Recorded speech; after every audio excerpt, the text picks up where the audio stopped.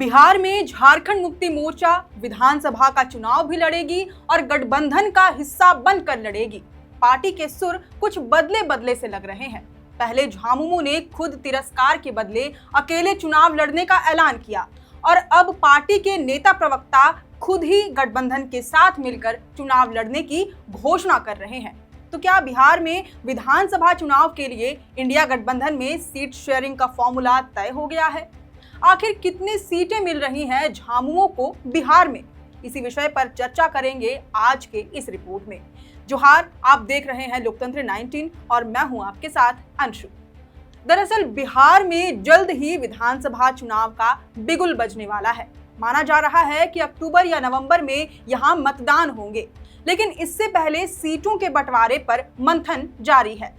एक तरफ लालू यादव की पार्टी राष्ट्रीय जनता दल पुनर्वापसी के लिए जोर लगा रही है, वहीं दूसरी ओर कांग्रेस भी सहयोगी दल के रूप में राजद के साथ खड़ी है और गठबंधन के तहत मिलकर चुनाव लड़ने की रणनीति तैयार करने में जुटी है। इंडिया गठबंधन इस बार किसी भी तरह से रिस्क लेने के मूड में नहीं है। इस बीच झामुमो भी कुछ सीटों पर अपना दावा ठोक रही है। हालांकि पार्टी को कांग्रेस और राजद की अनदेखी का सामना करना पड़ रहा है। अब तक गठबंधन कई दौर की बैठकें कर चुका है, मगर इन बैठकों में झामुमो को शामिल नहीं किया गया। झामुमो के लिए ये किसी अपमान से कम नहीं है। पिछले दिनों कांग्रेस और राजद के प्रवक्ताओं ने भी साफ कर दिया था कि झामुमो का कोई भी जनाधार बिहार में नहीं है, लिहाजा उसकी डिमांड जायज नहीं है। वहीं झामुमो ने इस तिरस्कार के बदले अकेले चुनावी रण में उतरने का ऐलान कर दिया था। पार्टी का दावा है कि बिहार के उन विधानसभा क्षेत्रों पर झामुमो की पकड़ मजबूत है जो झारखंड की सीमाओं से लगते हैं। ऐसी कुल 16 विधानसभा सीटें हैं, मसलन कटोरिया, चकाई, ठाकुरगंज, कोचाधामन, रानीगंज, बनमनखी, धमदाहा, रुपौली, प्राणपुर, छातापुर, सोनवर्षा, झाझा, रामनगर, जमालपुर, तारापुर और मनिहारी। इनमें से ज्यादातर सीटें ऐसी हैं जहां पर आदिवासियों की संख्या निर्णायक है और आदिवासियों का समर्थन झामुमो हासिल कर सकती है। पार्टी दरअसल अब झारखंड के पड़ोसी राज्यों से शुरू होते हुए देश भर के आदिवासी राज्यों में अपने पैर पसारने की तैयारी कर रही है। हेमंत सोरेन और पत्नी कल्पना सोरेन के नेतृत्व में झामुमो देश भर के आदिवासियों की एक बुलंद आवाज बनने की फिराक में है। इसकी शुरुआत बिहार विधानसभा चुनाव से की जा रही है, इसलिए इस बार के चुनाव में झामुमो बढ़ चढ़कर अपनी हिस्सेदारी दिखा रही है।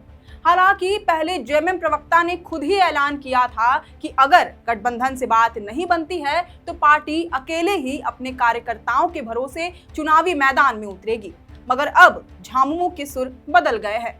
बीते कल शनिवार 28 जून को झामुमो महासचिव सह प्रवक्ता सुप्रियो भट्टाचार्य ने एक प्रेस कॉन्फ्रेंस की, जहां उन्होंने कहा कि हम बिहार में महागठबंधन के तहत ही चुनाव लड़ेंगे। ये बात मैं पूरी जिम्मेदारी के साथ कह रहा हूं। उन्होंने ये भी स्पष्ट किया कि तेजस्वी यादव और हेमंत सोरेन मिलकर मजबूती के साथ चुनावी मैदान में होंगे। हालांकि सीट बंटवारे की घोषणा नहीं हुई है, ना ही ये तय हुआ है कि अगर झामुमो को महागठबंधन में शामिल कर चुनाव लड़ाया जाता है तो पार्टी कितने सीटों पर चुनाव लड़ेगी। सीट बंटवारे के सवाल पर सुप्रियो भट्टाचार्य ने प्रेस वार्ता के दौरान कहा कि सीटों पर बातचीत, सीटों का बंटना, ये सब चुनाव और राजनीति में चलता रहता है। नामांकन की तिथि तक सीटें बदल जाती हैं।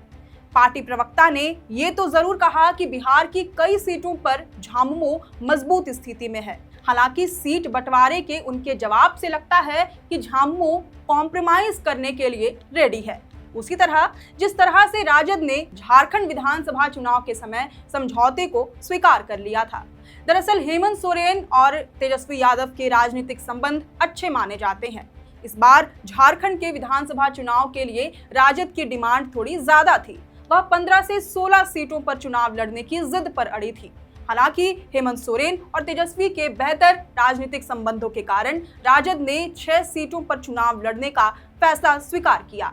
आरजेडी का इस बार का चुनावी प्रदर्शन भी पिछले बार के मुकाबले काफी बेहतर रहा।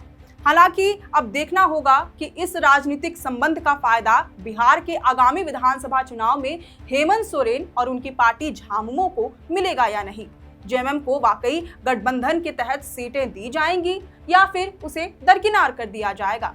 अब इस पूरे विषय पर आपकी क्या राय है, ये हमें कमेंट करके जरूर बताएं। अगर आपको ये वीडियो पसंद आया हो तो इस वीडियो को जरूर से लाइक और शेयर करें। हमारे चैनल लोकतंत्र 19 को फेसबुक पर फॉलो और यूट्यूब पर सब्सक्राइब करना न भूलें। फिलहाल लेते हैं अलविदा। जोहार।